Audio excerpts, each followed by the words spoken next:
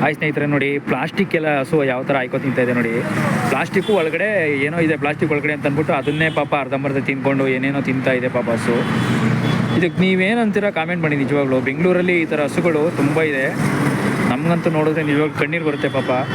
ಅವರು ಸಾಕಿರೋರ್ಗಾದ್ರೂ ಬುದ್ಧಿ ಇರುವ ಏನೋ ಗೊತ್ತಿಲ್ಲ, ಏನು ಹುಲ್ಲು ತಂದಾಕ್ತಾರೋ ಪಾಪ ನೋಡಿ. ಅದಕ್ಕೇನು ಹೊಟ್ಟೆ ಹಸು ಆಗ್ತಾ ಇದೆಯೋ ಏನೋ ಗೊತ್ತಿಲ್ಲ ನೋಡಿ. ಪಾಪ ಐಕೊಂಡು ತಿಂತಾ ಇದೆ ಹಸು. ಹಿಂಗೆ ತಿಂದಾಗ ನೋಡಿ, ಅದು ಬಾಯಿ ಹತ್ರ ನೀವೇ ನೋಡಿ ಹೆಂಗೆ ಐಕೊಂಡು ತಿಂತಾ ಇದೆ ಅಂತ ಹಸೋದು. ನಿಜವಾಗ್ಲೂ ಅದರಲ್ಲೂ ಕೂಡ ಬರೀ ಪ್ಲಾಸ್ಟಿಕ್ಕಲ್ಲೇ ಇರ್ತಕ್ಕಂಥ ಏನೇನೋ ತಿಂತಾ ಇದೆ ಅದು ಪ್ಲಾಸ್ಟಿಕ್ ಜೊತೆಲೇ ತಿಂತಾ ಇದೆ. ಹಂಗೆ ತಿಂದಾಗ ಪಾಪ ಅದಕ್ಕೆ ಏನು ಆಗಬೇಕು ಆರೋಗ್ಯದ ಗತಿ. ಹಿಂಗಾದಾಗ ಪಾಪ ನೀವೇ ಕಾಮೆಂಟ್ ಮಾಡಿ. ನಿಜವಾಗ್ಲೂ ಹಸುನ ಅದು ಅಲ್ಲದೆ ದೇವರು ಕೂಡ ಅಂತ ಪೂಜೆ ಮಾಡ್ತೀರಾ, ಏನೇನೋ ಅಂತೀರಾ. ನಿಜವಾಗ್ಲೂ ನೋಡಿ, ನಿಮ್ಗೆ ಏನು ಅನಿಸುತ್ತೆ ಕಾಮೆಂಟ್ ಮಾಡಿ ನೋಡೋಣ. Thank you.